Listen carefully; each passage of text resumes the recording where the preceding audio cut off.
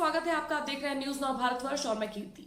मैनपुरी उत्तर प्रदेश की सबसे hot seat जो कि हालिया उपचुनाव में सपा भाजपा जंग का मैदान बन गई। भाजपा ने नेताजी की कर्मभूमि में सपा को पटकनी देने की पूरी कोशिश की और सपा को जमीन में उतरकर पूरे दम से चुनाव लड़ने को मजबूर कर दिया।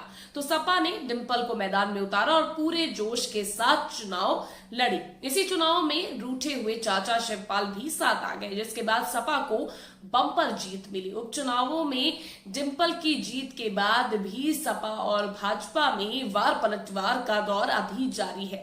मैनपुरी उपचुनाव में समाजवादी पार्टी ने 3 लाख के करीब वोटों से जीत दर्ज की थी। उसके बाद भाजपा के कई नेताओं ने सपा पर पैसे बांटने का आरोप लगाते हुए कहा था कि उसे अपने गढ़ में जीतने के लिए भी पैसे बांटने पड़े हैं। अब अखिलेश यादव ने प्रेस कॉन्फ्रेंस करके जवाब दिया है। उन्होंने रामपुर में भाजपा पर पुलिस के दुरुपयोग का आरोप लगाते हुए कहा कि भाजपा ने मुसलमानों को घर से ही निकलने नहीं दिया। देखिए उन्होंने अपनी प्रेस कॉन्फ्रेंस के दौरान और क्या कुछ कहा। आप जो आरोप लगा रहे हैं समाजवादियों पे, ये बीजेपी के लोग घबरा गए हैं क्योंकि हर वर्ग के लोग समाजवादी पार्टी के साथ चले गए हैं और हर वर्ग ने मदद की है, चाहे अगड़े हो, पिछड़े हो, ठाकुर समाज हो, ब्राह्मण समाज हो, पिछड़ा समाज हो, अति पिछड़ा समाज हो, दलित समाज हो, हमारा बाबा साहब भीमराव अम्बेडकर जी को मानने वाले लोग हो, मुस्लिम समाज हो, सबने मदद की है। ये बीजेपी घबरा गई है। अच्छा, पैसा कौन कमा रहा है? पैसा बीजेपी कमा रही है। अच्छा, ठेका किसके? बीजेपी के। जिला पंचायत आपके ठेके सड़कों के, माइनिंग में आप पता कर लो, पूरा माइनिंग की लूट कौन कर रहा है? बीजेपी। सड़कों के गड्ढे भराई की लूट कौन कर रहा है? बीजेपी। अधिकारी जो कमीशन खा रहे हैं वो बीजेपी के माध्यम से खा रहे हैं। सबसे ज्यादा लूट तो बीजेपी कर रही है। समाजवादियों ने तो अपनी जनता से समर्थन मांग लिया और नेताजी को याद करके जनता ने वोट दिया। इसलिए बीजेपी को शर्म करना चाहिए इस तरह के आरोप लगाना। एक तरफ तो ये नेताजी की दुआई देते हैं, नेताजी को सम्मान देते हैं, और वहीं जब नेताजी के पक्ष में मतदाताओं ने सच्ची श्रद्धांजलि दी तो ये पैसे का आरोप लगा रहे हैं। इनसे ज्यादा झूठा, इनसे ज्यादा बेईमान, इनसे ज्यादा खराब काम कोई नहीं कर सकता बीजेपी ज्यादा। चाचा को क्या बड़ी जिम्मेदारी मिली? नहीं, चाचा हमारे साथ आए हैं, उनका दल विलय हो गया है, उन्हें भी जिम्मेदारी मिलेगी। 2024 के चुनाव में क्या लग रहा है कि इस बार जैसे जेडीयू के केसी त्यागी जी बोल के कहते हैं कि सबको गठबंधन में एक होके बीजेपी को हराने की रणनीति बनानी पड़ेगी, सपा का क्या स्टेट? मुझे उम्मीद है कि इसी तरह दल साथ आएंगे।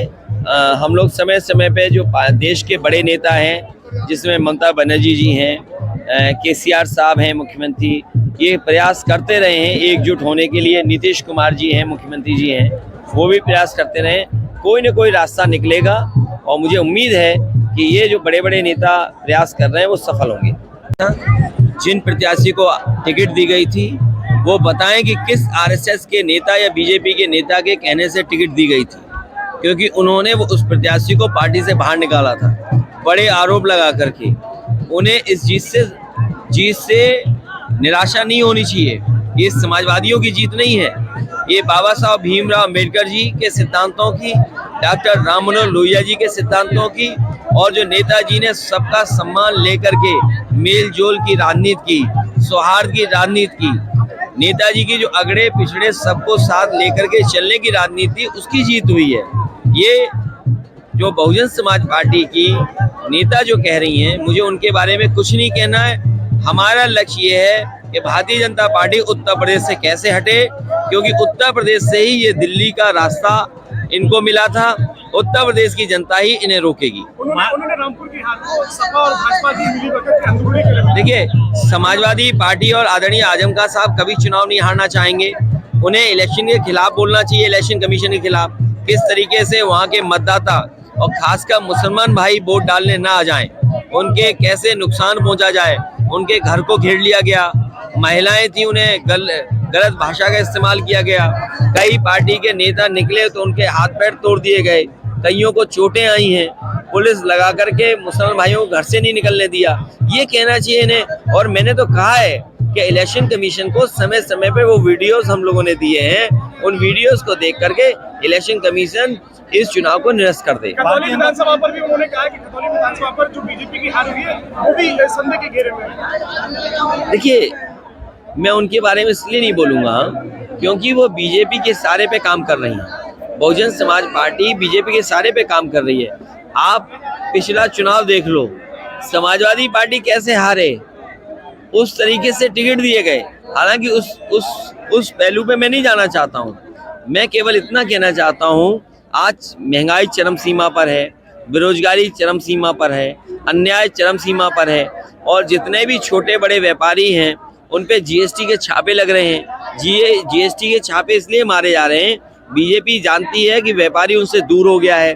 उनके कागज दिखा के व्यापारियों को डरा करके नगर निकाय के चुनाव में बीजेपी वोट लेना चाहती है।